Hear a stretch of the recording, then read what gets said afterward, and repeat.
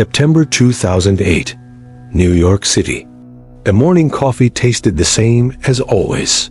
Traders walked into their offices with briefcases, checking their phones, greeting colleagues. The sky was clear. Traffic hummed through Manhattan streets like any other Tuesday. Families across America were dropping kids at school, heading to work, planning weekend vacations. Retirement accounts looked stable. Home values seemed secure. No one at the local bank branch noticed anything unusual. Tellers processed deposits. Loan officers approved mortgages. Everything appeared perfectly normal. But beneath this calm surface, something was moving. Something invisible. Something that would destroy 8 million jobs in the next year alone. September 15, 2008, 1:45 a.m. Lehman Brothers filed for bankruptcy. 158-year-old institution. Gone. Within hours, the Dow Jones dropped 504 points. Then the real panic started. Bank lines formed before sunrise. ATM ran out of cash by noon. Credit cards stopped working at grocery stores. People checked their retirement accounts and saw red. Minus 20%. Minus 30%. Minus 40%. The numbers kept falling. Phones at brokerage firms rang nonstop. No one could answer them all. Email servers crashed from the volume. CNN showed footage of people crying outside their banks. The word spread like wildfire. Your money is not safe. The collapse happened in waves. First wave hit the banks. Bear Stearns collapsed. Merrill Lynch sold itself for pennies. AIG needed $85 billion just to survive the week. Second wave hit the stock market. Trillions evaporated in days. Your grandfather's portfolio, built over 40 years, cut in half by Friday. Third wave hit Main Street. Stores closed. Factories shut down. Unemployment offices had lines around the block. Foreclosure signs appeared on every street. 4 houses per block in some neighborhoods. Families packing belongings into cars, nowhere to go. Children asking why they had to leave their rooms. Parents with no answers. The American dream was burning, and everyone could smell the smoke. People experienced true financial terror. Checking accounts with a lifetime of savings, now potentially worthless if their bank failed next. Retirement plans meant for 2025, suddenly underwater in 2008. College funds for kids vanished. Small business owners watching their life's work dissolve. Real estate investors losing properties they'd held for decades. The chaos was total. The fear was primal. But while millions lost everything, a small group of people saw their wealth multiply. Not by luck, not by chance. They knew something the public did not. 3 months before Lehman collapsed, they had moved their money. While everyone else watched their portfolios bleed, these individuals were buying assets at 90% discounts.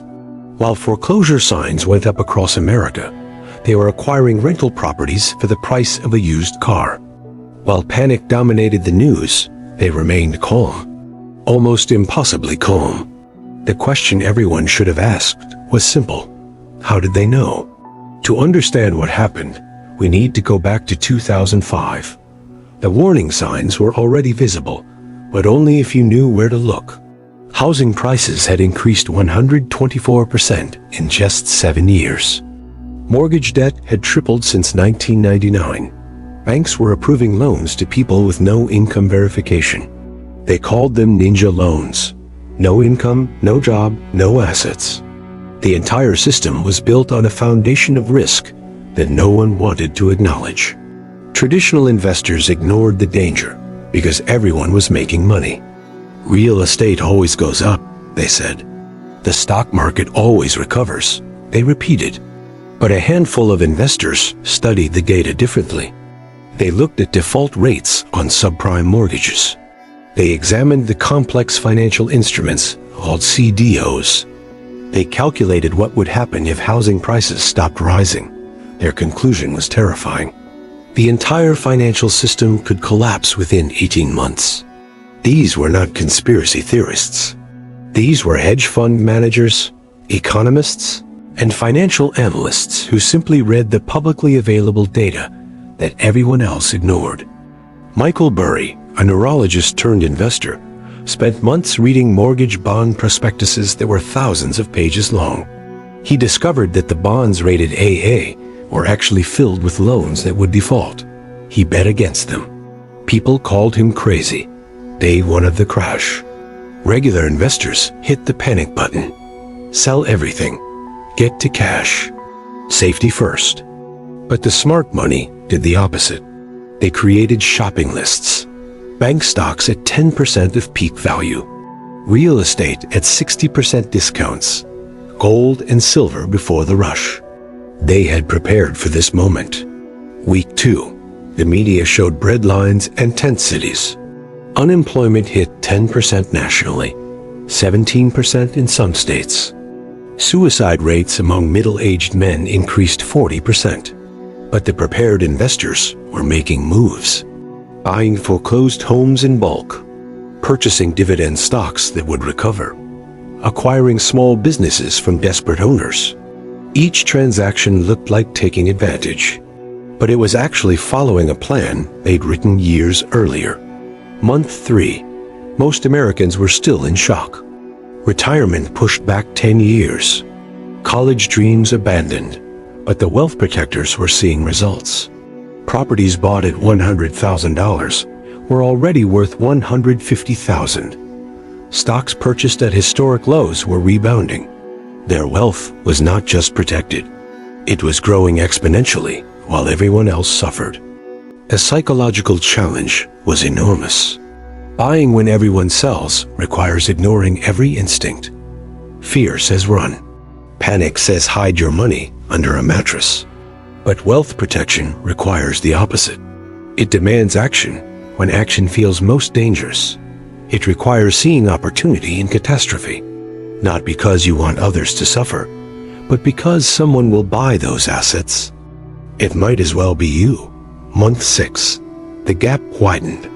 The unprepared lost homes, jobs, savings. The prepared were building empires on the ashes. This was not fair. This was not just. But this was the reality of financial crisis. Money does not disappear. It just changes hands. From those who panic to those who prepare. From those who react to those who plan. From those who hope to those who know. March 2009. The absolute bottom. The S&P 500 hit 666 points, down 57% from the peak. Unemployment reached 10.2%, 8.7 million jobs lost, 2.6 million homes foreclosed. The nation was on its knees. Economists debated whether this was the end of capitalism itself. Some predicted a decade-long depression. Others saw complete systemic collapse. The fear was existential. This was the moment. The single point in time where fortunes were decided for the next generation. Buy now or miss the opportunity of a lifetime. But buying required capital that most people no longer had. It required courage that most people had lost. It required conviction that the system would survive when all evidence suggested otherwise. The prepared investors faced their own terror. What if they were wrong? What if this time was different? What if the recovery never came? They were betting everything on a rebound that might never happen. Sleepless nights. Constant doubt. The weight of decisions that would define their entire financial future. But then, slowly, the turn began. March 10th, 2009. The market started climbing. Not dramatically, just small gains. 2%, 3%, then 5%. Banks stabilized. Credit began flowing again. Foreclosures slowed. Unemployment peaked and started its slow decline. By December 2009, the S&P 500 had gained 65% from the bottom. Those who bought in March doubled their money in 9 months. By 2013, the housing market had recovered in most areas. The lesson was brutal, but clear. Economic decline does not destroy wealth. It redistributes it.